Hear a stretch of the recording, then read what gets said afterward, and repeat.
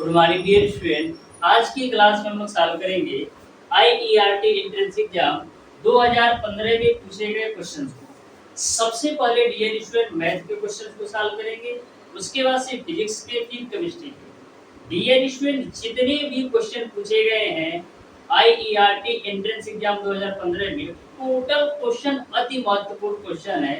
एक बात मैं आपको बता दूं dear student, IERT entrance exam 2015 में जितने भी मैथ के क्वेश्चन पूछे गए हैं, यदि आप टोटल क्वेश्चन का सॉल्यूशन अच्छी तरीके से बिल्कुल ध्यान से समझ जाते हैं, तो आपके आईईआरटी एंट्रेंस एग्जाम में कहीं से भी क्वेश्चन पूछ लिया जाए, मैक्सिमम आप 90% प्लस क्वेश्चन को 100% सॉल्व करके आएंगे। क्योंकि 2015 में जितने भी मैथ के क्वेश्चन पूछे गए हैं, टोटल क्वेश्चन बिल्कुल कॉन्सेप्चुअल है और इस तरीके से लेवल बनाया गया है। इस सेट में कुछ मीडियम क्वेश्चन डाले गए हैं, कुछ हार्ड क्वेश्चन डाले गए हैं। इतना मैं आपको बता दूं, यदि आप 2015 में जितने भी मैथ के क्वेश्चन पूछे गए हैं, टोटल क्वेश्चन का बिल्कुल शानदार तरीके से सॉल्यूशन कर लेते हैं, तो आईईआरटी एंट्रेंस एग्जाम 2023 में कहीं से भी मैथ का क्वेश्चन पूछ लिया जाए, आप 90% प्लस क्वेश्चन को 100% एक्यूरेसी के साथ सॉल्व कर पाएंगे। मैक्सिमम यदि आपसे छूटेगा 2 से 3 क्वेश्चन छूट सकता है, उससे ज्यादा नहीं छूटेगा। लेकिन यदि आप 2015 में जितने भी क्वेश्चन दिए गए हैं, टोटल क्वेश्चन का सॉल्यूशन बिल्कुल शानदार तरीके से बिल्कुल 100% एक्यूरेसी के साथ सॉल्व कर लेते हैं, तो डियर स्टूडेंट प्रत्येक क्वेश्चन अपने आप में बिल्कुल स्ट्रांग है, बिल्कुल महत्वपूर्ण है। तो ध्यान से प्रत्येक क्वेश्चन के सॉल्यूशन को समझिएगा। तो स्टार्ट करता हूँ डियर स्टूडेंट आज की क्लास। देखते हैं डियर स्टूडेंट क्वेश्चन नंबर 1। तो क्वेश्चन नंबर 1 आपका त्रिकोणमिति से है, बिल्कुल सिंपल सा क्वेश्चन है। आप ध्यान से समझिएगा क्वेश्चन नंबर 1 को। तो क्वेश्चन नंबर 1 आपको दे रखा है dear student, root over 1 plus का साइन एक्स, फिर आपको दे रखा है प्लस का रूट ओवर 1 माइनस का साइन एक्स, डिवाइडेड बाई आपको दे रखा है dear student root over 1 plus का साइन एक्स माइनस का रूट ओवर 1 माइनस का साइन एक्स। इसका मान क्या होगा ये आपको बताना है। तो बिल्कुल सिंपल सा क्वेश्चन है, आप ध्यान से समझिएगा तो बिल्कुल शानदार तरीके से समझ में आएगा। सबसे पहले करते क्या है डियर स्टूडेंट, इस दिए गए क्वेश्चंस का मैं परिमेयकरण कर देता हूँ। तो करते क्या है, इसका हम परिमेयकरण कर देते हैं। तो आपको दे रखा था 1 प्लस का sine x plus root over 1 minus का sine x divided by root over 1 plus का sine x minus root over 1 minus का साइन एक्स। इसका परिमेयकरण करने के लिए हम क्या करेंगे, ऊपर में आपका a प्लस बी के रूप में है और नीचे में आपका a माइनस बी के रूप में है। तो करते क्या है, a प्लस बी से गुणा और भाग कर देते हैं, यानी कि 1 प्लस का sine x plus root over 1 minus sine x से गुणा भी करेंगे और भाग भी करेंगे। तो यहाँ पर हम परिमेयकरण कर लेते हैं। तो यहाँ पे आपका हो जाएगा 1 प्लस का साइन एक्स प्लस का रूट ओवर 1 माइनस का साइन एक्स डिवाइडेड बाई, इससे मैंने गुणा किया, अब इसी से भी आप भाग भी कर दो, यानी 1 प्लस का साइन एक्स प्लस का रूट ओवर 1 माइनस का साइन एक्स। यहाँ तक आपको क्लियर समझ में आया होगा। मैंने दिए गए क्वेश्चंस का परिमेयकरण कर दिया। अब देखिएगा ऊपर में आपका रूट ओवर 1 प्लस का sine X, root over 1 minus का sine X, root over 1 plus का sine x plus root over 1 minus का साइन एक्स, यानी एक इसको हम क्या लिख सकते हैं, ए आपका a प्लस बी के रूप में है और यह भी वैल्यू आपका a प्लस बी के रूप में है। तो इसको हम लिख सकते हैं a प्लस बी का होल स्क्वायर के रूप में, यानी इसको हम लिख सकते हैं 1 प्लस का sine x plus root over 1 minus का साइन एक्स का होल स्क्वायर के रूप में लिख सकते हैं, क्योंकि a प्लस बी यहाँ पर भी है और a प्लस बी यहाँ पर भी है। तो इसको हम a प्लस बी का होल स्क्वायर लिख सकते हैं बटेगा। अब देखो ध्यान से, यहाँ पर आपका a माइनस का b के रूप में है और यहाँ पर आपका a प्लस बी के रूप में है। तो एक ब्रैकेट में यदि आपका a माइनस का b हो और दूसरे ब्रैकेट में आपका a प्लस बी का हो, तो उसको हम क्या लिख सकते हैं, a स्क्वायर माइनस का b स्क्वायर के रूप में। एक ब्रैकेट में a माइनस बी और एक ब्रैकेट में a प्लस बी को हम लिख सकते हैं a square minus B square के रूप में, यानी आपका हो जाएगा रूट ओवर 1 प्लस का साइन x का होल स्क्वायर, उसके बाद से माइनस का रूट ओवर 1 माइनस का साइन x का होल स्क्वायर। यहाँ तक आपको क्लियर समझ में आया होगा। अब देखिएगा a प्लस बी का होल स्क्वायर है, तो a प्लस बी के होल स्क्वायर को खोल दो, तो एक ब्रैकेट में आपका a square plus B square plus 2ab होता है। तो a स्क्वायर यानी root over 1 plus sine x का जब स्क्वायर करोगे तो यहाँ से आपको मिल जाएगा 1 प्लस का साइन x, और जब आप root over 1 minus sine x का स्क्वायर करोगे तो यहाँ से आपको मिल जाएगा 1 माइनस का साइन x। ठीक बात है कि नहीं। अब देखिएगा प्लस का 2ab बाकी है, तो प्लस का हो जाएगा 2a इंटू बी, यानी यह a है और यह b है, तो a इंटू बी करोगे क्या होगा, एक ब्रैकेट में आपका a प्लस बी है और एक ब्रैकेट में आपका a माइनस बी है, यानी यहाँ से आपको मिल जाएगा 1 माइनस का साइन स्क्वायर एक्स। उसके बाद से बटे, अब देखना यहाँ पर आपका a स्क्वायर माइनस का b स्क्वायर के रूप में है, तो root over 1 plus sine x के स्क्वायर को हम क्या लिख सकते हैं, हम लिख सकते हैं 1 प्लस का साइन एक्स के रूप में minus root over 1 minus sine x का होल स्क्वायर है, तो इसको हम लिख सकते हैं 1 माइनस का साइन एक्स। अब माइनस से गुणा करोगे तो ये आपका माइनस का 1 हो जाएगा और प्लस का साइन एक्स हो जाएगा। अब देखो माइनस 1 से प्लस 1 कैंसिल, और यहाँ से माइनस एक्स से प्लस साइन एक्स कैंसिल।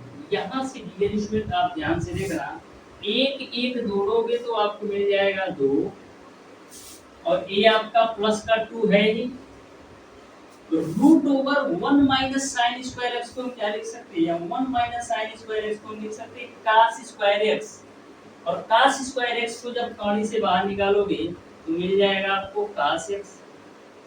और नीचे में देखो साइन एक्स और साइन एक्स जोड़ोगे तो मिलेगा आपको 2 साइन एक्स। अब देखो ऊपर से 2 कॉमन ले लो तो मिलेगा 1 प्लस का कास एक्स, और नीचे में आपका 2 साइन एक्स आपका है ही, तो है 2 से है 2 खर्चा में चला गया, यहाँ से मिल गया आपको 1 प्लस का कास एक्स बट्टे का साइन एक्स। अब देखो 1 प्लस का कास एक्स बट्टे साइन एक्स को हम क्या लिख सकते हैं, जो आपका साइन एक्स है ये 1 का भी हर है और कास एक्स का भी हर है, तो 1 बट्टे इसको हम लिख सकते हैं इस तरीके से 1 बट्टे का साइन एक्स प्लस का कास एक्स बट्टे का साइन एक्स के रूप में। तो 1 बट्टे साइन एक्स आपका होता है कोसेक एक्स प्लस का कास एक्स बट्टे साइन एक्स आपका होता है काट एक्स। तो यही आपका फाइनली आंसर होगा। इस तरीके से डियर स्टूडेंट क्वेश्चन नंबर 1 का कोसेक एक्स प्लस काट एक्स, यानी कि ऑप्शन नंबर ए बिल्कुल राइट आंसर होगा। तो देख सकते हैं देखने में क्वेश्चन कितना कठिन लग रहा है, लेकिन क्वेश्चन बिल्कुल भी सिंपल है। इस तरीके से आप ऐसे क्वेश्चन को मैक्सिमम 15 से 20 सेकंड के अंदर सॉल्व कर सकते हैं। अब देखिएगा डियर स्टूडेंट क्वेश्चन नंबर 2, तो क्वेश्चन नंबर 2 को आप ध्यान से पढ़िए। ऐसा क्वेश्चन ऑलरेडी मैंने सॉल्व करवा रखा है। क्वेश्चन नंबर 2 को आप ध्यान से देखिए और बताइए डियर स्टूडेंट कैसे सॉल्व करना है। तो जो आपका क्वेश्चन नंबर 2 दिया गया है डियर स्टूडेंट, इसका कॉन्सेप्ट जो है थोड़ा सा डिफरेंट है। तो ऐसे क्वेश्चन को अभी मैं रिलीव करता हूँ। सबसे पहले स्टार्टिंग से सबसे पहले लो लो क्वेश्चन, फिर मीडियम फिर हाई लेवल पर पहुंचेंगे, जिससे आपका एक लेवल बन जाए कि हमको किस तरीके से क्वेश्चन को सॉल्व करना है। तो क्वेश्चन नंबर 2 को मैं ड्रॉप करता हूँ। देखते हैं क्वेश्चन नंबर 3। क्वेश्चन नंबर 3 आपका है, यदि दिया गया धन 4 वर्ष में आपका दोगुना हो जाता है तो वही धन कितने वर्षों में चक्रवृद्धि ब्याज की दर से 16 गुना हो जाएगा। तो जब मैंने आपको साधारण एवं चक्रवृद्धि ब्याज की पहली क्लास ली थी तभी मैंने आपको बताया था कि कभी भी आपको चक्रवृद्धि ब्याज वाले में गुना के प्रश्न पूछा जाए तो मैंने आपको ऐसा कॉन्सेप्ट बताया था इस चक्रवृद्धि ब्याज से गुना वाले प्रश्न को मैक्सिमम आप 5 सेकंड के अंदर सॉल्व कर सकते हैं। बिल्कुल आप ध्यान से समझिएगा। क्वेश्चन नंबर 3 बोला है 4 वर्ष में दोगुना हो जाता है। कितने वर्ष में? 4 वर्ष में दोगुना हो जाता है। तो मैं मान लेता हूँ कि वो धन आपका x था, जो कि आपका 4 वर्ष में कितना हो जाता है? 2 गुना हो जाता है। यानी कि 4 वर्ष में डियर स्टूडेंट आपका 2 गुना हो जाता है। यानी कि 1 2 गुना होने में, यानी कि 1 2 गुना होने में आपका 4 वर्ष लगता है।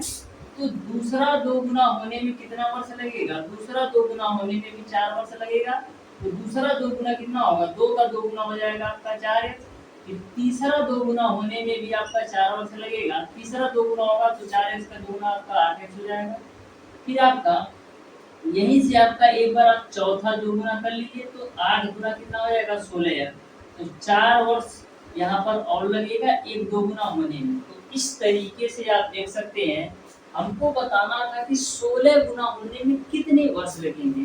तो आप देख सकते हैं 4 + 4 + 4 + 4 यानी 4 4 8 4 12 4 16 यानी कि 16 वर्ष में डियर स्टूडेंट वही धन आपका 16 गुना हो जाएगा।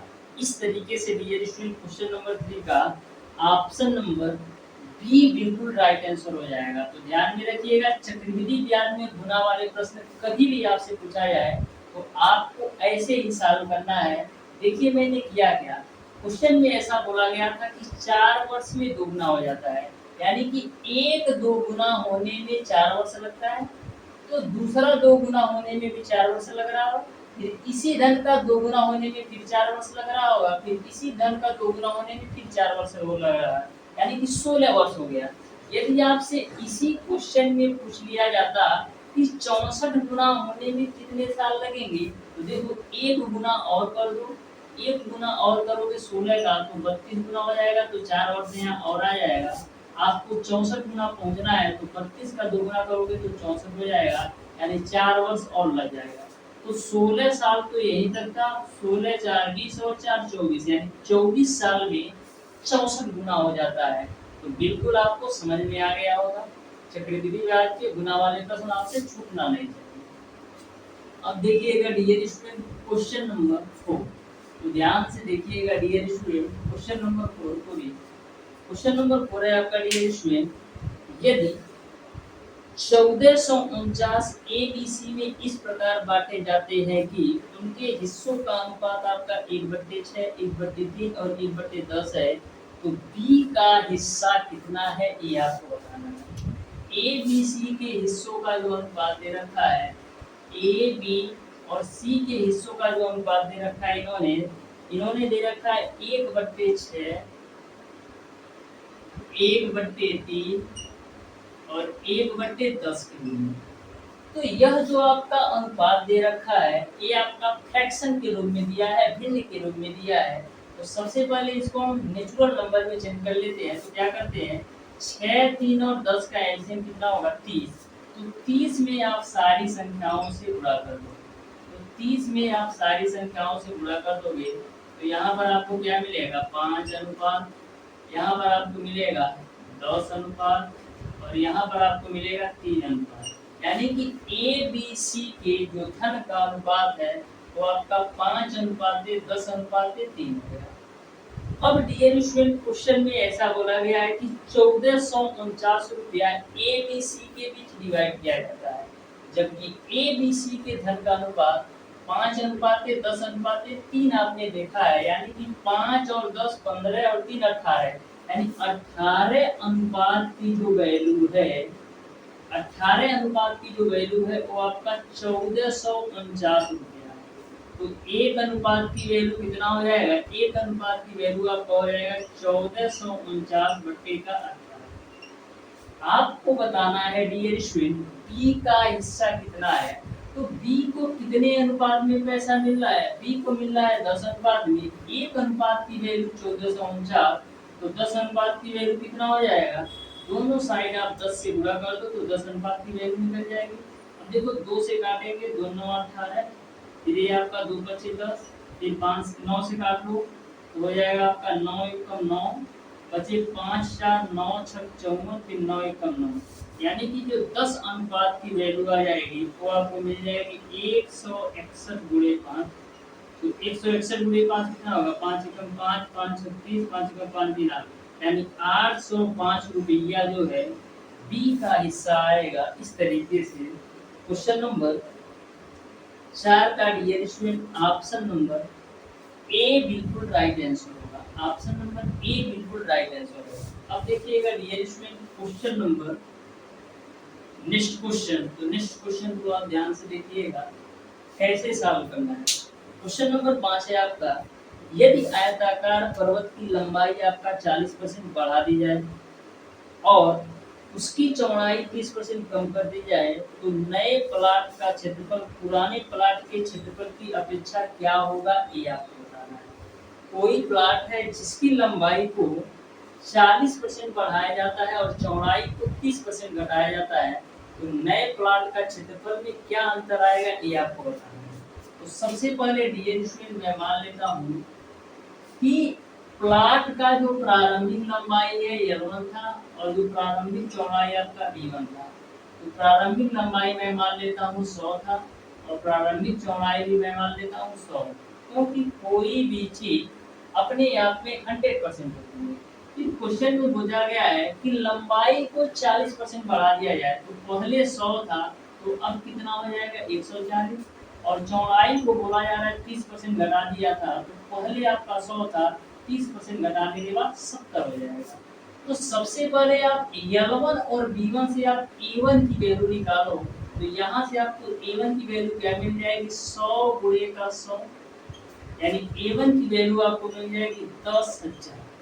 अब L2 गुणे B2 से आप A2 की वैल्यू निकालो, तो A2 की वैल्यू क्या होगा, L2 गुणे B2, यानी 140 गुणे 70 हो जाएगा। तो डियर स्टूडेंट पहले जो आपका क्षेत्रफल था वो आपका 10,000 था, अब आपका जो क्षेत्रफल है वो आपका 140 गुणे 70 है। तो यहाँ से डबल जीरो कच्चा में यहाँ पर देखो 100 होगा और यहाँ पर 14 सत्ते 98, यानी कि पहले आपका जो क्षेत्रफल था वो आपका 100 था, अभी क्षेत्रफल आपका 98 है। पहले क्षेत्रफल 100 था, अभी क्षेत्रफल आपका 98, यानी कितना 2 की कमी आ रही है, किससे, 100 से। आप परसेंटेज में चेंज करने के लिए 100 से गुणा कर लो, 100 से 100 कक्षा में, यानी कि 2% की कमी होगी क्षेत्रफल में। इस तरीके से डियर स्टूडेंट क्वेश्चन नंबर 5 का आपका ऑप्शन नंबर डी सही हो जाएगा। 2% की कमी होगी क्योंकि पहले क्षेत्रफल 100 था, अभी क्षेत्रफल आपका 98। अब देखिएगा डियर स्टूडेंट क्वेश्चन नंबर 6, तो ध्यान से देखिएगा क्वेश्चन नंबर 6 को भी। बिल्कुल सिंपल और आसान से सारे क्वेश्चन दिए गए हैं, बस आपको कॉन्सेप्ट समझना है, जो कि मैं कॉन्सेप्ट इस तरीके से बताऊंगा कि कहीं से भी आपको किसी भी प्रकार का प्रॉब्लम नहीं आने वाला है। देखिएगा क्वेश्चन नंबर 6 को, यदि एक छात्रावास में 2 छात्र एक कमरे में रहते हैं तो 5 कमरे कम पड़ते हैं, और यदि एक कमरे में 3 छात्र रहते हैं तो 2 कमरे बचे रहते हैं। तो छात्रों की संख्या आपको बताना है कि टोटल छात्रों की संख्या कितनी है, ये आपको बताना है।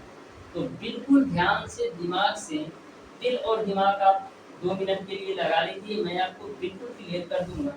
क्वेश्चन नंबर 6 में ऐसा बोला गया है कि एक छात्रावास है जिसमें 2 छात्र एक कमरे में रहते हैं। जब एक कमरा में 2 छात्र को रखा जाता है तो आपके 5 कमरे कम पड़ जाते हैं, लेकिन एक कमरा में यदि आप 3 छात्र रखते हैं तो 2 कमरे अधिक पड़ जाते हैं। तो आपको बताना है छात्रों की संख्या कितनी है। तो सबसे पहले मैं मान लेता हूँ कि छात्रावास में जो कमरा की संख्या है, जो नंबर ऑफ रूम है डियर स्टूडेंट, उसको मैं मान लेता हूँ x है, यानी छात्रावास में जो कमरों की संख्या है उसको मैंने मान लिया x है। तो एक कमरा में बोला है 2 बच्चे रहते हैं, यानी कि x कमरा है, तो प्रत्येक कमरा में 2 बच्चे रहते हैं, यानी कि एक कमरा में 2 बच्चे रहते हैं तो x कमरा में कितने बच्चे आएंगे, 2 गुणे x के बराबर। तो जब एक कमरा में 2 बच्चे रहते हैं तो 5 कमरा कम पड़ जाता है, तो 5 कमरा कम पड़ने का मतलब क्या है, 10 स्टूडेंट के लिए कमरा कम पड़ जाता है, क्योंकि यहाँ पर ये आपका 2 गुणे जो x है, ये आपका x कमरों में बच्चों की संख्या है, x कमरों में बच्चों की संख्या है, तो 5 कमरा कम पड़ने का मतलब क्या है, 10 बच्चों के लिए कमरा नहीं है, यानी कि प्लस का हो जाएगा 10, ये स्टूडेंट के रूप में देखा जाए, क्योंकि 2x स्टूडेंट आपका x कमरे में आते हैं और 5 कमरा कम पड़ जाता है, यानी कि 10 बच्चा लोग और होगा बराबर। फिर आगे क्वेश्चन में बोला गया है यदि एक कमरा में 3 स्टूडेंट रखा जाए तो कमरों की संख्या तो मैंने माना है x, और एक कमरा में 3 स्टूडेंट रखा जाएगा तो टोटल बच्चे कितने आएंगे, 3 गुणे x के रूप में। तो जब एक कमरा में 3 स्टूडेंट रखता है तो आपके 2 कमरे अधिक पड़ जाते हैं, तो 2 कमरे अधिक पड़ जाते हैं यानी कि 6 स्टूडेंट के लिए कमरा ज्यादा पड़ जाता है, यानी यहाँ पर हम 6 घटा दें तो यहाँ पर आपका टोटल स्टूडेंट आ जाएगा। तो देखिएगा यहाँ पर कम पड़ रहा था तो मैंने जोड़ दिया, क्योंकि 10 बच्चे तो बिना कमरा के हैं, यानी 10 बच्चे इसमें ऐड कर दिया। यहाँ पर ऐसा बोला गया है कि जब एक कमरा में 3 स्टूडेंट रहता है तो 2 कमरा खाली रह जाता है, तो मैंने क्या किया, खाली कमरे को हटा दिया। खाली कमरे यानी 2 कमरा बराबर कितना होगा, 6 स्टूडेंट, क्योंकि एक कमरा में 3 रहते हैं, यानी 6 स्टूडेंट को मैंने बाहर कर दिया जो कि है नहीं। यहाँ तक क्लियर है। अब देखिएगा यहाँ से आपका 2x प्लस का 10 बराबर 3x माइनस का 6, 3x में से 2x x हो जाएगा और 10 और 6 कितना हो जाएगा 16, यानी x की वैल्यू आपने निकाल लिया 16।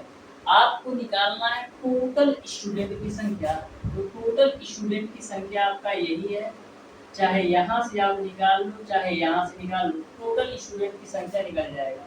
तो x का मान हम यहाँ पर रखते हैं, तो 16 गुणे 2 प्लस का 10, तो 16 गुना 32 और 10 कितना हो जाएगा 42, यानी जो टोटल स्टूडेंट है वो आपका 42 आएगा। इस तरीके से डियर स्टूडेंट क्वेश्चन नंबर 6 का ऑप्शन नंबर ए बिल्कुल राइट आंसर होगा, यानी कि जो टोटल स्टूडेंट होंगे वो आपका 42 होगा। अब देखिएगा डियर स्टूडेंट क्वेश्चन नंबर 7, तो ध्यान से देखिएगा क्वेश्चन नंबर 7 को भी। क्वेश्चन नंबर 7 है आपका यदि 3 बिंदु 1, 4, 3, -2 और x, 16 सबरेख है तो x का मान क्या होगा ये आपको बताना है। तो ध्यान से देखिएगा क्वेश्चन दे रखा है आपको 1, 4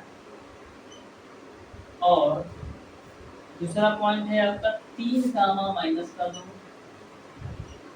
और तीसरा पॉइंट है आपका x, 16 सबरेख है, तो x का मान क्या है ये आपको बताना है। तो मैंने आपको बताया था कि किसी भी त्रिभुज के 3 बिंदुओं के सबरेख होने का जो कंडीशन होता है वो आपका त्रिभुज का क्षेत्रफल का जो वैल्यू होता है वो आपका 0 होता है। तो किसी भी त्रिभुज के तीनों बिंदुओं का जो क्षेत्रफल का फार्मूला होता है वो आपका होता है 1/2 x y माइनस का y प्लस का x y माइनस का y 3 बार लिख लेना है, ये मैंने लिख लिया, ठीक है। सबरेख होने का कंडीशन जो है वो त्रिभुज का क्षेत्रफल 0 होता है, तो ये भी 0 हो जाएगा, यानी इसकी वैल्यू जो है 0 के बराबर हो जाएगी। अब इसको कैसे जमाना है, 123, 231 और 312 के रूप में आपको जमा देना है। अब सारी वैल्यू रख दीजिए, ये जो वैल्यू है x1 y1 की है, ये आपका x2 y2 के है, ये आपका x3 y3 का है, x1 y1 x2 y2 और ये आपका x3 y3 है। तो सारी वैल्यू रख दो। देखो x1 की वैल्यू कितना है 1, y2 की वैल्यू कितना है -2, y3 की वैल्यू आपका है -16 प्लस का x2 की वैल्यू आपका है 3, y3 की वैल्यू आपका 16, y1 की वैल्यू आपका है 4, x3 की वैल्यू आपका x है, y1 की वैल्यू आपका है 4 और y2 की वैल्यू आपका -a माइनस और फार्मूले से माइनस प्लस हो जाएगा 2 हो जाएगा, ठीक है। तो यहाँ से देखो -16 -2 -18 हो जाएगा। यहाँ से देखो 16 में से 4 जाएगा 12, 12 गुणे 3 करोगे तो कितना होगा 36 होगा। अब देखो 4 2 कितना हो जाएगा 6x और ये आपका बराबर 0। तो देखो 36 में से -18 घटाओगे कितना बचेगा 18 प्लस का 6x तो 6x की वैल्यू आपको मिल जाएगा -18, 6 3 18, यानी x की जो वैल्यू आएगी वो आपका -3 आएगा। इस तरीके से डियर स्टूडेंट क्वेश्चन नंबर 7 का ऑप्शन नंबर बी बिल्कुल राइट आंसर होगा। ऑप्शन नंबर बी बिल्कुल राइट आंसर होगा। अब देखिएगा डियर स्टूडेंट क्वेश्चन नंबर 8, तो ध्यान से देखिएगा डियर स्टूडेंट क्वेश्चन नंबर 8 को बिल्कुल सिंपल सा स्टेबल कॉन्सेप्ट है।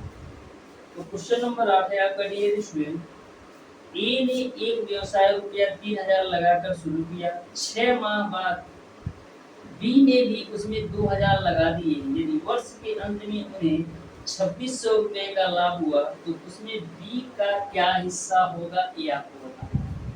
तो बिल्कुल सिंपल सा क्वेश्चन है, ध्यान से समझिएगा। क्वेश्चन में ऐसा बोला गया है कि ए ने एक व्यवसाय में 3000 रुपया लगाता है, बी जो है आपका 2000 रुपया लगाता है, लेकिन ये जो है वो आपका 1 वर्ष के लिए लगाता है और जो बी है वो आपका 6 महीने के लिए लगाता है। तो कभी भी प्रॉफिट और लॉस वाले क्वेश्चन पूछे जाए तो आपको सिंगल फार्मूला ध्यान में रखना है। प्रॉफिट बराबर आपका होता है इन्वेस्टमेंट गुणे टाइम। प्रॉफिट बराबर आपका होता है इन्वेस्टमेंट गुणे टाइम। तो सबसे पहले हम बात करते हैं ए के लिए। तो ए के लिए आपका P1 बराबर आपका हो जाएगा I1 गुणे T1, यानी कि हम ए के लिए यदि बात करें प्रॉफिट का तो प्रॉफिट बराबर इन्वेस्टमेंट गुणे टाइम होगा। फिर हम बात करें बी के लिए तो P2 बराबर क्या होगा I2 गुणे T2 के रूप में।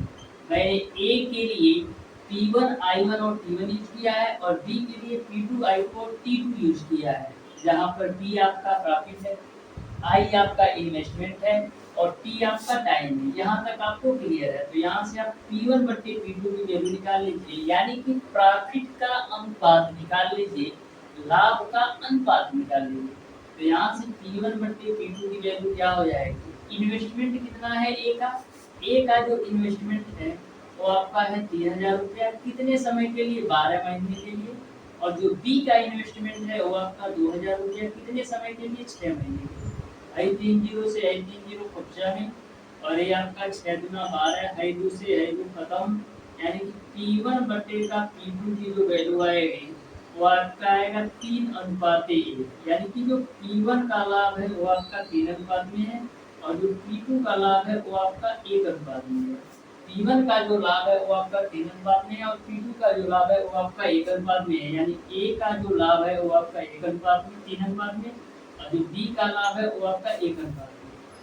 टोटल लाभ इन्होंने दे रखा है कि टोटल लाभ 2600 रुपये का होता है। तो ए को 3 अनुपात का लाभ होता है, बी को 1 अनुपात का, यानी कि जो 4 अनुपात की वैल्यू है वो आपका 2600 के बराबर है, क्योंकि ए को 3 अनुपात मिल रहा है और बी को 1 अनुपात का लाभ मिल रहा है, यानी 4 अनुपात की वैल्यू आपका 2600 के बराबर है। 4 से काट दो तो 4 से 24, 4 में 20 कर दिए, यानी 1 अनुपात की जो वैल्यू है वो आपका 650 रुपये। आपको यह बताना था डियर स्टूडेंट बी का लाभ का हिस्सा कितना होगा। तो बी को कितने अनुपात के बराबर लाभ मिल रहा है, बी को मिल रहा है 1 अनुपात के बराबर, 1 अनुपात की वैल्यू 650 रुपया है। इस तरीके से बी को 650 रुपये का लाभ होगा, यानी कि क्वेश्चन नंबर 8 का dear student option number B बिल्कुल राइट आंसर होगा। ऑप्शन नंबर बी बिल्कुल राइट आंसर होगा। अब देखिएगा डियर स्टूडेंट क्वेश्चन नंबर 9। तो क्वेश्चन नंबर 9 को आप ध्यान से देखिएगा, ये आपका संचयी बारंबारता का क्वेश्चन है। तो बिल्कुल कॉन्सेप्ट के साथ मैं आपको बताने वाला हूँ, बस आप ध्यान से प्रत्येक क्वेश्चन के सॉल्यूशन को समझते जाइए। मैं इस तरीके से बता दूंगा डियर स्टूडेंट कि कभी भी आपको किसी भी हाल में कंफ्यूजन नहीं हो, सारे कॉन्सेप्ट में क्लियर कर दूंगा। बस ध्यान से आप पूरी क्लास को देखते जाइए, एक भी क्वेश्चन आपको मिस नहीं करना है, एक एक क्वेश्चन आपके लिए इम्पोर्टेंट है।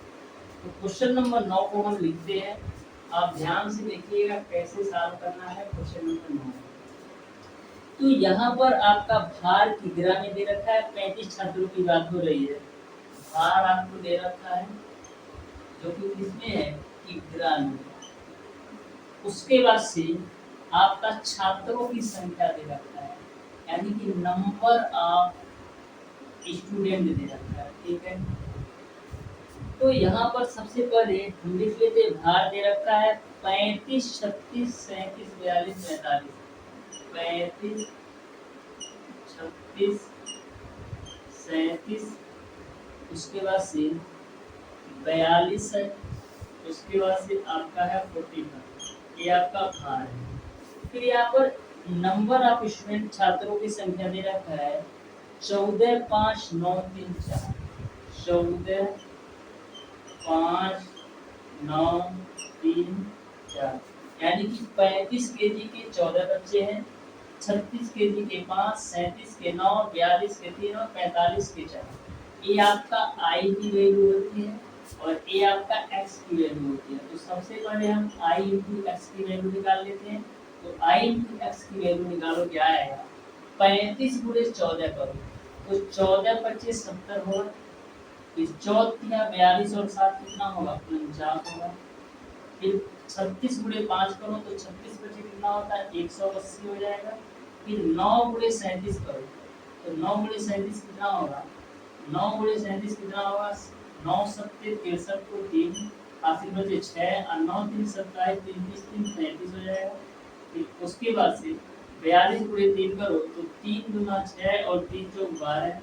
फिर 45 गुणे 4 करोगे तो आपका 180 मिलेगा। अब इन टोटल का आप ऐड कर दो तो टोटल स्टूडेंट कितने हैं, टोटल स्टूडेंट आपका 35 जोड़ने पर भी आएगा और 35 दे भी जाता है। देखो 4 3 7 और 9 16 और 5 16 5 देखो 14 5 19 21 8 28 29 31 4 35, ठीक है। इसको ऐड करो तो 0 0 6 3 9 हासिल बचे कुछ नहीं, 9 8 17 3 20 22 8 30 को 0 हासिल बचे 3 4 3 7 8 3 11 11 13, यानी कि 1309 आपका आई इंटू एक्स की वैल्यू आ गई। आपको निकालना है डियर स्टूडेंट समांतर माध्य। तो समांतर माध्य कैसे निकालेंगे, योग में आपका स्टूडेंट की संख्या से भाग देंगे तो टोटल योग आपका है 1309। इसमें आप स्टूडेंट की संख्या 35 से भाग देंगे तो 35 से भाग करो कितना आएगा, 35 यहाँ तो आपका होगा 105, बचेगा आपका हासिल 25 और ये बचेगा आपका 9, ठीक है।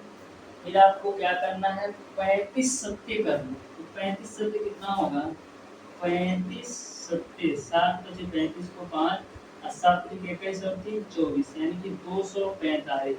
245 माइनस करो तो 9 में 5 जाएगा 4, फिर यहाँ पर 5 में 4 जाएगा 1, फिर यहाँ पर आपका कितना बचेगा 0। तो यहाँ पर दशमलव लगाओ 140, तो 35 गुना 70 गुना 140, यानी कि 37.2 केजी होगा समांतर माध्य। इस तरीके से डियर स्टूडेंट क्वेश्चन नंबर 9 का जो सही ऑप्शन होगा वो आपका क्वेश्चन नंबर 9 का ऑप्शन नंबर ए सही होगा। ये आपका 0.4 आएगा क्योंकि 35 चौक को 140 आएगा।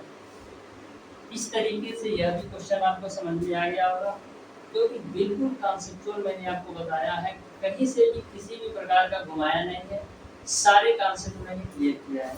अब देखिएगा डियर स्टूडेंट क्वेश्चन नंबर 10, तो इसी कॉन्सेप्ट पर क्वेश्चन नंबर 10 भी है, थोड़ा सा अलग है, तो ध्यान से देखिएगा क्वेश्चन नंबर 10 को भी डियर स्टूडेंट।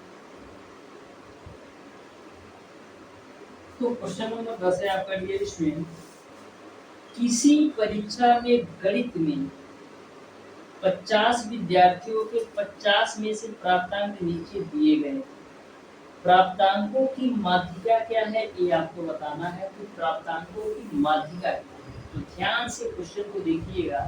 क्वेश्चन में कुछ नहीं है, सबसे पहले डियर स्टूडेंट हम क्वेश्चन को अच्छी तरीके से नोट कर लेते हैं। प्राप्तांक आपको किस तरीके से दिया है नोट करो। प्राप्तांक आपको दे रखा है डियर स्टूडेंट 15 से 20, 15 से 20, फिर आपका है 20 से 25, फिर आपका है 25 से 30, फिर आपका है 30 से 35, फिर आपका है 35 से 40, फिर आपको दे रखा है 40 से 45। इस तरीके से प्राप्तांक की बारंबारता इन्होंने दे रखी है, ठीक है, यहाँ तक क्लियर है। फिर छात्रों की संख्या दे रखा है, तो नंबर ऑफ स्टूडेंट भी दे रखा है, इन्होंने दे रखा है 6, 8, 10, 11, 6, 8, 10, 11, 8 और 7 तो आपको बताना है कि मात्रिका क्या होती है। तो बिल्कुल आप ध्यान से देखिएगा इस क्वेश्चन को। सबसे पहले हम करते क्या है, ये जो संचयी बारंबारता निकालेंगे। क्या निकालेंगे? संचयी बारंबारता आप निकालेंगे। संचयी बारंबारता, तो संचयी बारंबारता आप कैसे निकालोगे?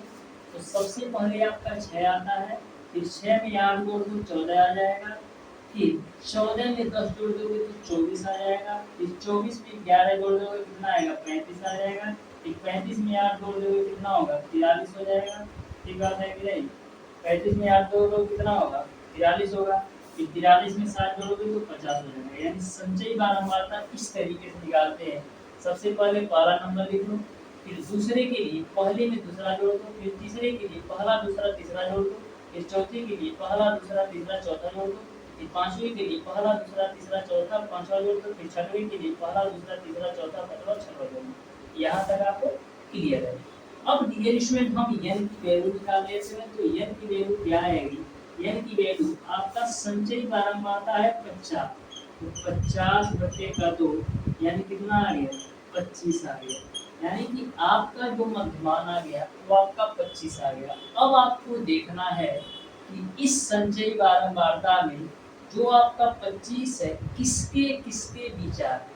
जो आपका 25 है किसके किसके विचार आया है? तो जो आपका 25 है डियर स्टूडेंट कहीं ना कहीं 35 के पास है, क्योंकि 24 लेंगे तो 25 के नीचे हो जाएगा जो कि लेना नहीं है। 35 के करीब आपका 25 है, यानी कि यह आपका 30 से 35 वाली जो आपका बारंबारता है इसी से हमारा क्वेश्चन सॉल्व होने वाला है। तो यहाँ पर ए आपका जो पहला होता है ए आपका I1 की वैल्यू होती है, ये जो दूसरा होती है ये आपका I2 की वैल्यू होती है, ये आपका I की वैल्यू होता है डियर स्टूडेंट, और जो आपका बारंबारता के जस्ट ऊपर वाली वैल्यू होती है ये आपका IF का वैल्यू होता है। यहाँ तक आपको क्लियर है? ठीक है। जिस जिस बारंबारता में आपका यह 25 आया उसको मैंने एक तरीके से क्रॉस कर लिया। अब ये आपका I1 की वैल्यू, ये आपका I2 की वैल्यू, ये आपका I की वैल्यू होती है और इसके जस्ट ऊपर वाली F की वैल्यू होती है। यहाँ तक आपको क्लियर है। अब आपको डियर स्टूडेंट निकालना है कि माध्यिका क्या है। तो माध्यिका का जो फार्मूला है डियर स्टूडेंट वो आपका होता है I प्लस का I2 माइनस का I1। ठीक है, I2 माइनस का I1 होता है।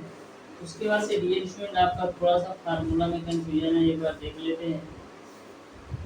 I2 माइनस का आपका I1 होता है डिवाइडेड बाई I, उसके बाद से आपका होता है n/2 माइनस का F। ये आपका माध्यिका का फार्मूला होता है। I प्लस का I2 minus I1 divided by I, bracket में n/2 माइनस का F होता है। अब सारी वैल्यू यहाँ पर रख दो, तो सारी वैल्यू रखेंगे तो आपका क्वेश्चन सॉल्व हो जाएगा। तो I की वैल्यू आपका है 11 प्लस का I2 की वैल्यू कितना है? I2 की वैल्यू आपका है 35 और I1 की वैल्यू आपका 30 है, तो रख दो 35 माइनस का 30 और I की वैल्यू आपका 11 है, n/2 की वैल्यू आपने निकाला है 25 और F की वैल्यू आपका है 24। तो इसी को हल करो तो देखो क्या होगा। यहाँ से आपका 11 है तो 11 नोट कर दिया। अब देखना 35 में से 30 घटाओगे तो 5, तो यहाँ से मिल जाएगा आपको 5/11 और 25 में से 24 घटाओगे तो 1 मिल जाएगा। तो फाइनली आपको क्या मिल जाएगा? 11 प्लस का 5/11। तो यहाँ से आप सॉल्व कर लो। 11 11 121 और 5 कितना होगा? 126/11। 11 11 121 बचे 5 जीरो, 11 चौक 44, 6 जीरो 11/5, यानी कि 11.45 आपका माध्यिका आएगी। इस तरीके से डियर स्टूडेंट क्वेश्चन नंबर 10 का इस तरीके से डियर स्टूडेंट क्वेश्चन नंबर 10 का आपका ऑप्शन नंबर, इसमें डियर स्टूडेंट ये आपका I1 होता है यार, इसको करेक्ट कर लो। ये आपका I1 होता है I1 प्लस का I2 माइनस 1 है, तो I1 होगा तो I1 की वैल्यू कितना है 30, तो यहाँ पर आपका आ जाएगा 30, इसको आप सही कर लीजिएगा, सॉरी फॉर मिस्टेक, यहाँ पर आपका 30 हो जाएगा, तो यहाँ पर भी आपका 30 हो जाएगा, I के जगह पर आपको I1 करना है, इसको आप सॉल्व कीजिएगा डियर स्टूडेंट, 30 प्लस 5 बटे 11, तो यहाँ से आपको क्या मिल जाएगा 30, अब 5 में आप 11 से भाग दो तो 11 चौक 44 और 11 पची 55, यानी कि 30.45 आएगा माध्यिका।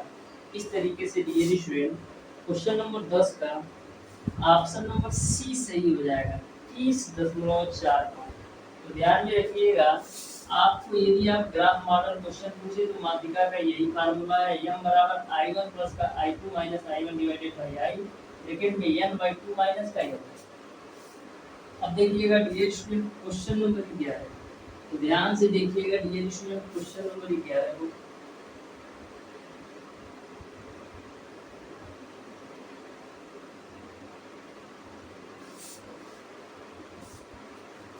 क्वेश्चन नंबर 11 को आप बिल्कुल ध्यान से देखिएगा। क्वेश्चन नंबर 11 में दे रखा है कि यदि x प्लस वाई बराबर 2 दे तो x बटे x minus Z plus Z बटे वाई माइनस जेड का मान बताना। x प्लस का y बराबर आपको दे रखा है 2z, तो आपको बताना है x बटे का x minus Z plus Z बटे का y माइनस का जेड, जेड बटे का y माइनस का जेड का मान क्या होगा ये आपको बताना है, तो ध्यान से देखिएगा। तो सबसे पहले हम यहाँ से y की वैल्यू निकाल लेते हैं, तो y की वैल्यू क्या है 2z माइनस का x, यहाँ से आप y की वैल्यू निकालोगे तो y की वैल्यू 2z माइनस x के रूप में मिलेगा। अब देखो x बटे का x माइनस जेड आपका है प्लस का जेड बटे का y की जगह पर हम क्या लिख सकते हैं 2z माइनस का x के रूप में, और माइनस का जेड आपका वाले से है, देखो x बटे का x माइनस जेड हो जाएगा प्लस का जेड बटे का 2z में से जेड घटाओगे तो जेड माइनस का x हो जाएगा। अब देखो x बटे का x माइनस का जेड, यहाँ से आप माइनस कॉमन ले लेते तो माइनस कॉमन लोगे तो जेड बटे का आपका x माइनस का जेड हो जाएगा। मैंने यहाँ से माइनस कॉमन लिया तो माइनस हो जाएगा, जो माइनस वाली वैल्यू वो आपका प्लस हो जाएगा, जो प्लस वाली वैल्यू आपका माइनस हो जाएगा। अब सॉल्व कर लो, देखो एलसीएम आपका आएगा x माइनस जेड और ऊपर भी आपका x माइनस जेड हो जाएगा, कैंसिल आउट, फाइनली आपको मिल जाएगा 1। इस तरीके से डियर स्टूडेंट क्वेश्चन नंबर 11 का ऑप्शन नंबर ए सही हो जाएगा, एक सही आंसर होगा। अब देखिएगा डियर स्टूडेंट क्वेश्चन नंबर 12, तो क्वेश्चन नंबर 12 को आप बिल्कुल ध्यान से देखिएगा, बिल्कुल सिंपल और आसान सा ये भी क्वेश्चन है। क्वेश्चन नंबर 12 है आपका डियर स्टूडेंट, यदि O वृत्त का केंद्र है तो x का मान बताओ। तो बिल्कुल सिंपल सा क्वेश्चन है, जो भी स्टूडेंट ने कॉन्सेप्ट पढ़ रखा होगा वो तुरंत 1 सेकंड के अंदर इस क्वेश्चन का आंसर दे सकते हैं, क्योंकि किसी भी त्रिज्यखंड के अंदर सभी कोण बराबर होते हैं। तो यहाँ पर आपसे पूछा गया है x का मान, तो एक ही त्रिज्यखंड के बने सभी कोण बराबर होते हैं, तो x का मान भी आपका 35 डिग्री ही होगा, यानी कि क्वेश्चन नंबर 12 का ऑप्शन नंबर ए ही बिल्कुल राइट आंसर है। क्वेश्चन नंबर 13 आपका ये a square plus b square plus c square बराबर ab plus bc plus ca, तब व्यंजक a cube plus b cube plus c cube का मान निम्नलिखित में से क्या होगा ये आपको बताना है। तो ध्यान से देखिएगा क्वेश्चन नंबर 13 को, बिल्कुल सिंपल सा इसका भी कॉन्सेप्ट है। क्वेश्चन नंबर 13 में ऐसा बोला गया है डियर स्टूडेंट कि a square plus b square plus c square, a square plus b square plus c square बराबर ab plus bc plus ca है।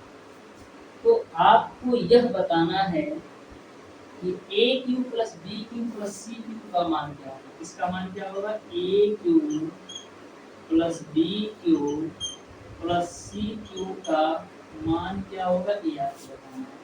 तो डियर स्टूडेंट आपने एक फार्मूला पढ़ रखा होगा कि a square plus b square plus c square minus ab minus bc minus ca, दूसरे ब्रैकेट में यदि आपका a plus b plus c हो तो इसकी जो वैल्यू होती है बराबर होती है A cube plus B cube plus C cube minus का 3abc।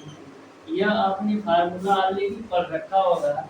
यदि A square plus B square plus C square minus A B minus B C minus A into का A plus B plus C की जो value होती है बराबर होती है A cube plus B cube plus C cube minus का 3abc। Question में ऐसा बोला गया है कि A square plus B square plus C square बराबर हम A B plus B C plus C A लिख सकते हैं। यानी कि A square plus B square plus C square की जगह पर हम A B plus B C plus C A लिख सकते हैं। तो A square plus B square plus C square की जगह पर हम लिख लेते हैं A B plus B C plus का सी ए के रूप में, क्योंकि जब क्वेश्चन में ऑलरेडी दे रखा है कि A square plus B square plus C square की जगह पर हम यह चीज लिख सकते हैं। तो A square plus B square plus C square की जगह मैंने ए चीज लिख दिया और आपका ए वाली वैल्यू ऐसे ही नोट कर देना है, यानी minus A B minus B C अब माइनस का सी। अब देखना फोक्चा में कैसे जाएगा। ये आपका ए प्लस बी प्लस का सी है और राइट साइड में आपका A cube plus B cube plus का सी क्यूब माइनस का 3abc है। अब देखो माइनस ए बी ए फोक्चा में सब चले जाएंगे तो यह जो पूरी वैल्यू है जीरो होगा। तो इस जीरो की वजह से जो कक्षा में जीरो हो जाएगा, यानी फाइनली आपको मिल जाएगा a cube plus B cube plus C cube minus का 3abc बराबर जीरो। तो हम यहाँ से a cube plus B cube plus C cube value लिख सकते हैं 3abc के बराबर है। इस तरीके से a cube plus B cube plus C cube का मान 3abc के बराबर होगा, यानी क्वेश्चन नंबर 13 का ऑप्शन नंबर ए सही हो जाएगा। बिल्कुल सिंपल सा कॉन्सेप्ट था, बस आपको सिंगल सा फार्मूला ध्यान में रखना था। अब देखिएगा डियर स्टूडेंट क्वेश्चन नंबर 14, तो ध्यान से देखिएगा डियर स्टूडेंट क्वेश्चन नंबर 14 को बिल्कुल सिंपल सा इसका भी कॉन्सेप्ट है। अलजेब्रा भी बहुत अच्छा चैप्टर है। अलजेब्रा एक ऐसा चैप्टर है डियर स्टूडेंट जिससे आपसे 2 से 3 क्वेश्चन 100% आएगा। जैसे मैंने आपको क्वेश्चन नंबर 13 सॉल्व कराया, ये आपका अलजेब्रा का ही क्वेश्चन है जो कि फार्मूला बेस्ड होता है। क्वेश्चन नंबर 14 आपका डियर स्टूडेंट, एक व्यक्ति एक टावर से एक बाइक को देखने पर पाता है कि अवनमन कोण 45 डिग्री है। जब बाइक 200 मीटर दूरी पर टावर की ओर तय करती है तो कोण 60 डिग्री हो जाता है। तो टावर की ऊंचाई क्या है ये आपको बताना है। तो सबसे पहले हम टावर बना लेते हैं। ये टावर है, मान लिया कि जब 45 डिग्री का अवनमन कोण है तो इस पॉइंट पर आपका वो आदमी है। 45 डिग्री का अवनमन कोण है तो इस पॉइंट पर वो आदमी है। लेकिन जब 200 मीटर बहिया आगे चली जाती है आपकी लोहिया 200 मीटर आगे दे दिया तो जो आपका अवनमन कोण है यही आपका 60 डिग्री हो जाता है। तो टावर की ऊंचाई क्या है ये आपको बताना है। तो सबसे पहले नामकरण कर दो, ए इसको ले लो बी, इसको ले लो सी और इसको ले लो फोक्चा में डी। ठीक है, टावर की ऊंचाई बताना है, यानी ए से सी तक की दूरी बताना है। तो सबसे पहले मैं फोक्चा मान लेता हूँ, टावर की ऊंचाई h है, इसको मैंने मान लिया h। ठीक बात है, तो ध्यान से देखो। सबसे पहले डियर स्टूडेंट हम बात करते हैं त्रिभुज ए बी सी से। तो त्रिभुज ए बी सी से आप ध्यान से देखिएगा 1045 डिग्री बराबर क्या होगा। 1045 डिग्री बराबर आपका हो जाएगा लंब बट्टे का आधार, यानी 1045 डिग्री बराबर हम लिख सकते हैं AC बट्टे का AB के रूप में। 1045 का मान AC की वैल्यू क्या है h और A से B तक की वैल्यू क्या है। A से B तक की जो वैल्यू है वो आपका AB प्लस का BD के बराबर है और BD की वैल्यू आपका है 200। यहाँ तक आपको क्लियर है। 1045 डिग्री का माने A से C तक की वैल्यू मैंने माना है h और A से B तक की जो वैल्यू है AB प्लस का BD के बराबर है। तो AB को मैंने AB रखा और जो BD की वैल्यू है वो आपका 200 है तो 200 रख दिया, यानी h की जो वैल्यू आ गई वो आपको मिल गया AB प्लस का 200। यहाँ तक क्लियर है, इसको मान लो समीकरण। अब हम बात करते हैं डियर स्टूडेंट त्रिभुज ABC से। तो त्रिभुज ABC से, तो त्रिभुज ABC से क्या होगा, टेन 60 डिग्री बराबर आपका हो जाएगा एच बट्टे का ए डी, यानी कि टेन 60 डिग्री बराबर लंब बट्टे का आपका आधार हो जाएगा। तो यहाँ पर टेन 60 का मान कड़ी में थी बराबर एच बट्टे का आपका हो जाएगा ए डी। आपको मतलब है एच से, आपको मतलब है एच से, तो यहाँ पर आपका ए डी की वैल्यू क्या आ जाएगी, यहाँ पर आपका ए डी की जो वैल्यू आ जाएगी यहाँ से क्या आ जाएगी एच बट्टे का कड़ी में, ए डी की वैल्यू आपको मिल जाएगी एच बट्टे का कड़ी में। यहाँ तक आपको क्लियर है। अब ए डी का मान जो आपका एच बट्टे कड़ी में 3 है, समीकरण 1 में रखो। ए डी का मान जो आपका एच बट्टे कड़ी में 3 है, समीकरण 1 में रखो। तो एच आपका ऑलरेडी पहले से है, ए डी की जगह पर हम एच बट्टे कड़ी में 3 रख सकते हैं। ए डी की जगह पर हम लिख सकते हैं एच बट्टे का कड़ी में 3, ठीक है, ठीक है, एच बट्टे कड़ी में 3 रख देते हैं। और प्लस का 200 है तो 200 में ले लेंगे। यहाँ से आप h की वैल्यू निकाल लो, तो h माइनस का h बट्टे कड़ी में थे बराबर आपका हो जाएगा 200। तो यहाँ से डियर स्टूडेंट आप एलसीएम लेके सॉल्व करो, तो एलसीएम लेके सॉल्व करोगे तो क्या आएगा h कड़ी में 3 माइनस का h कड़ी में 3 माइनस का h बराबर, अब कड़ी में 3 का गुणा 200 में कर दो तो हो जाएगा आपको 200 कड़ी में 3। तो यहाँ से h की वैल्यू आ जाएगी 200 कड़ी में 3। यहाँ से आप कड़ी में h मैंने कॉमन ले लिया तो नीचे में आपका आ जाएगा कड़ी में 3 माइनस का h। यही आपका फोक्चा में आंसर होगा। इस तरीके से टावर की ऊंचाई होगी 200 कड़ी में 3 बट्टे का कड़ी में 3 माइनस का 1 होगा। यानी कि क्वेश्चन नंबर 14 का ऑप्शन नंबर ए बिल्कुल राइट आंसर होगा। ऑप्शन नंबर ए बिल्कुल राइट आंसर होगा। तो देख सकते हैं कितना आसान सा क्वेश्चन है, बस कॉन्सेप्ट लगाना है। अब देखिएगा डियर स्टूडेंट क्वेश्चन नंबर 15, तो ध्यान से देखिएगा डियर स्टूडेंट क्वेश्चन नंबर 15 को।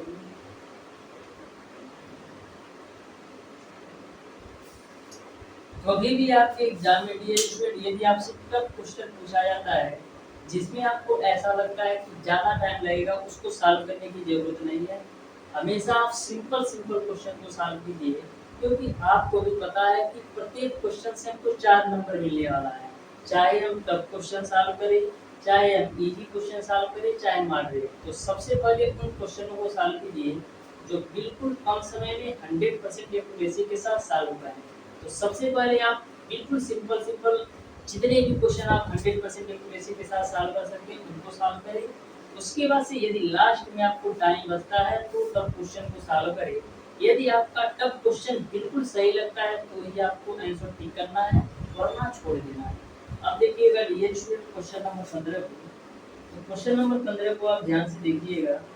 बोला है दो गोलों के पृष्ठीय क्षेत्रफल 4:9 के अनुपात में है, तो उनके आयतनों का अनुपात क्या होगा ये आपको बताना है। पृष्ठीय क्षेत्रफल दे रखा है 4:9। तो सबसे पहले डियर स्टूडेंट मैं मान लेता हूँ पहले गोले का जो पृष्ठीय क्षेत्रफल है वो आपका 4πr² है, और जो दूसरे गोले का पृष्ठीय क्षेत्रफल है वो आपका 4πr² है। इनका जो अनुपात है वो आपका 4:9 है। 4π से 4π बचा में, यानी r1 का स्क्वायर बटे r2 का स्क्वायर की जो वैल्यू है वो आपका 4/9 हो गया। तो r1 बटे r2 की वैल्यू कितना हो जाएगा 2/3, यानी r1 का मान 2 होगा और r2 का मान आपका 3 होगा। आपको बताना है डियर स्टूडेंट उनके आयतनों का अनुपात क्या होगा। तो आयतनों का अनुपात निकालने तो पहले गोले का आयतन आपका 4/3 πr1³ और दूसरे गोले का आयतन 4/3 πr2 का क्यूब।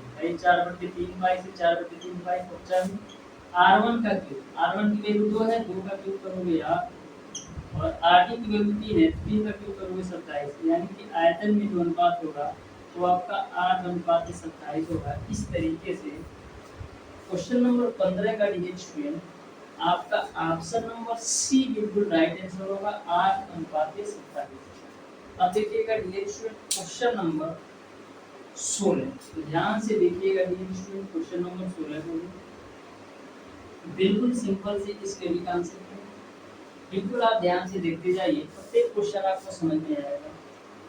बोला है किसी समबाहु त्रिभुज के अंतर्गत स्थित किसी बिंदु से तीनों भुजाओं पर डाले गए लंबों की लंबाई आपका 6, 7 और 8 सेंटीमीटर है। तो त्रिभुज की भुजा की लंबाई क्या है ये आपको बताना है। तो बिल्कुल सिंपल सा यही क्वेश्चन है, क्वेश्चन नंबर 16 है। एक आपका समबाहु त्रिभुज है, तो इस तरीके से मैं आपका समबाहु त्रिभुज बना देता हूँ, जिसका मैं नामकरण कर दिया ए, बी और सी के रूप में। फिर क्वेश्चन में ऐसा बोला गया है तीनों भुजाओं पर डाले गए लंब की लंबाई 6, 7 और 8 है। तीनों भुजाओं पर लंब की लंबाई डाल लेता हूँ। एक आपका 6 का है, ये दूसरा आपका 7 का है और तीसरा जो आपका लंब की लंबाई है वो आपका 8 का है। ठीक है, सही से बना लेते हैं भाई, उपचा में नहीं तो चला जाएगा ना। तो इस तरीके से मैं आप समबाहु त्रिभुज बना लिया, जिसका ए, बी, सी और लंब डाल दो, ये डाल दिया, ये उपचा में डाल दिया और देखो ए मैंने उपचा में डाल दिया। ठीक है, इसको मिला दिया। ये 6 है, दूसरा पहला 6 है, दूसरा ये 7 है और तीसरे की जो लंबाई है वो आपका 8 है। इसको मैं मान लेता हूँ बिंदु पी।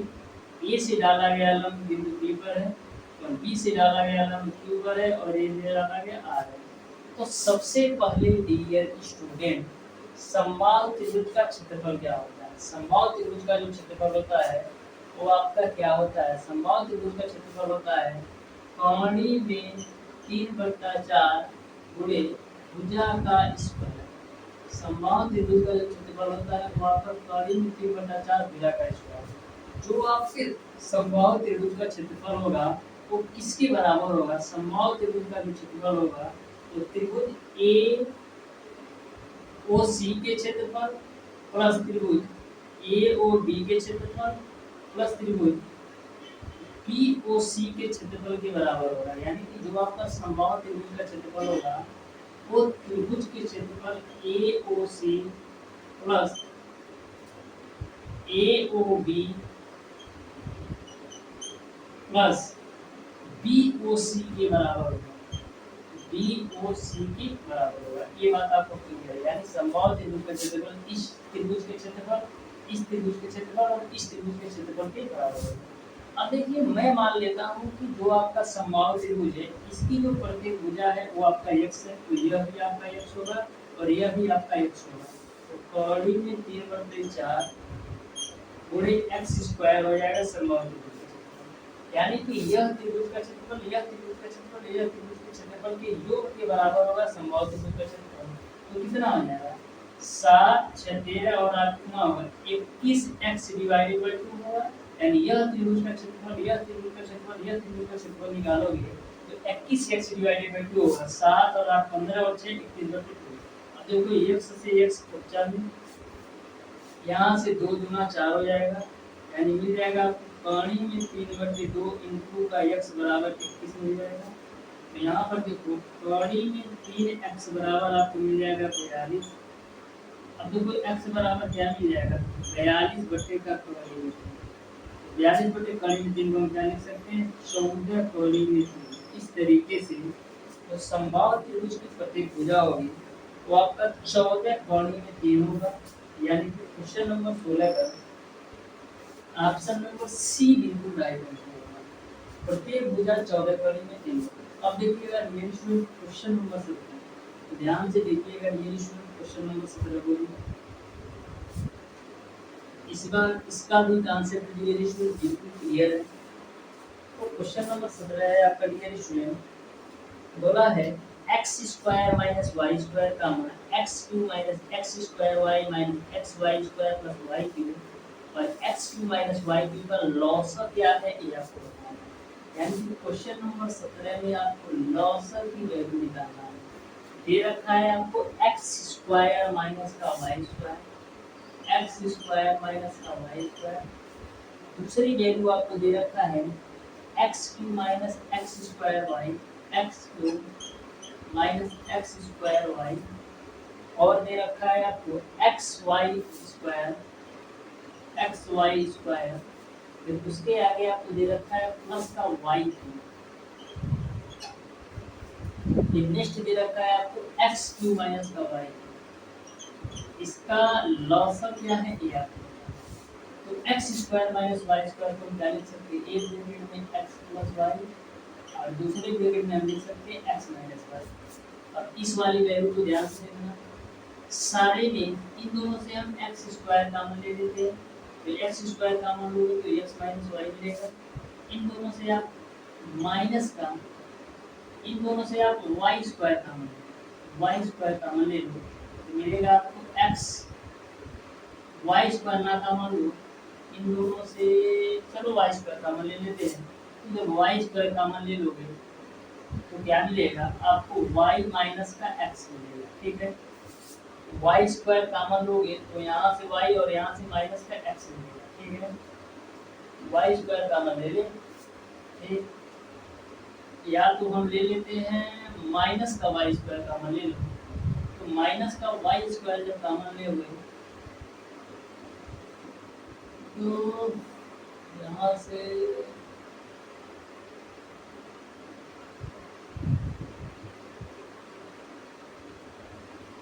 बुरा करने पर वही आ रहा है यार, नहीं आ रहा है, ये आपका x माइनस वाई होगा, x माइनस का y होगा, देखो माइनस वाई स्क्वायर का x माइनस वाई में गुणा कराओ तो माइनस का एक्स वाई स्क्वायर होगा, और यह माइनस क्रॉस होकर के y क्यूब हो जाएगा, अब सही है, ठीक है।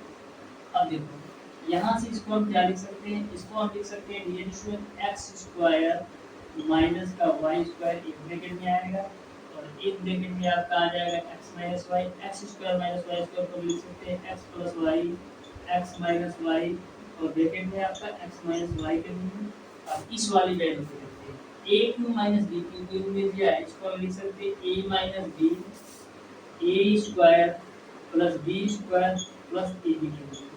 आपको लॉसा निकालना है इसका, इसका और इसका लॉसा निकालना है, तो सबसे पहले जो तीनों में कॉमन है उसको हम लोग कर लेते हैं x plus y x minus y, x plus y x minus y, x minus y, यानी तीनों में कॉमन आपको मिल रहा है x minus y, x minus का तो हो गया। अब यहाँ से आपको एक्स प्लस वाई एक्स्ट्रा मिला तो एक्स प्लस वाई नोट कर लिया, और यहाँ से आपका केवल और केवल x माइनस वाई एक्स्ट्रा मिला तो x माइनस वाई कर दिया, और यहाँ से ए वाली वैल्यू क्या आएगी, यानी x square plus y square plus का एक्स वाई की होगी, यहाँ तक क्लियर।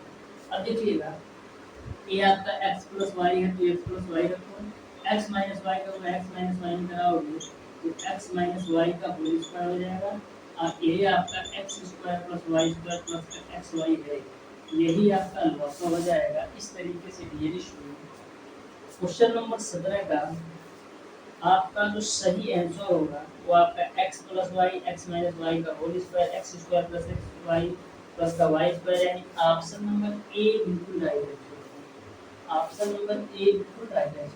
अब देखिएगा डियर स्टूडेंट क्वेश्चन नंबर 18, तो ध्यान से देखिएगा डियर स्टूडेंट क्वेश्चन नंबर 18 को बिल्कुल सिंपल से कॉन्सेप्ट है क्वेश्चन नंबर 18 में।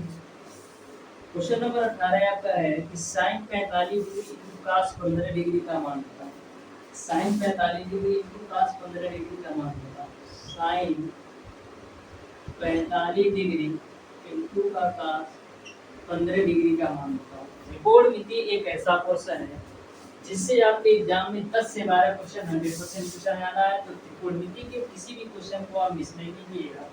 ध्यान से देखिएगा इस क्वेश्चन को कैसे सॉल्व करना है। सबसे पहले हम करते क्या है, 2 से गुणा और 2 से हम भाग कर लेते हैं, तो मिलेगा आपको साइन 45 डिग्री इनटू का cos 15 डिग्री, 1/2 को आप बाहर कर दो, और ये आपका 2 साइन 45 डिग्री इनटू का cos हो जाएगा 15 डिग्री। अब देखो 2 sine A into cos B का फार्मूला होता है, 2 sin a into cos b का क्या फार्मूला होता है, 2 sin a into cos b का फार्मूला होता है एक ब्रैकेट में sin a plus b यानी 45 प्लस 15, और एक ब्रैकेट में sin a माइनस b होता है, यानी कि 45 माइनस का 15, ये आपका टू साइन ए का आदमी का फार्मूला होता है साइन ए प्लस बी प्लस का साइन ए माइनस बी। अब सारी वैल्यू रख दो, एक बटा दो साइन 60 डिग्री प्लस का साइन 30 डिग्री, ठीक है। अब देखना 1/2 है तो 1/2 रखो, साइन 60 डिग्री का मान कड़ी में 3/2 प्लस का साइन 30 का मान 1/2, इसको आप हल कर लो तो देखना क्या होगा, ये आपका कौड़ी में 3 घन 1/2 हो जाएगा और बाहर आपका 1/2 है तो 1/2 से गुणा करोगे तो फाइनली आपको मिल जाएगा कौड़ी में 3 घन 1/4। यही आपका आंसर हो जाएगा। इस तरीके से डियर स्टूडेंट क्वेश्चन नंबर 18 में आपका ऑप्शन नंबर सी सही हो जाएगा, कड़ी में 3 घन 1/4। अब देखिएगा डियर स्टूडेंट क्वेश्चन नंबर 19, तो क्वेश्चन नंबर 19 को आप ध्यान से देखिएगा कैसे सॉल्व करना है।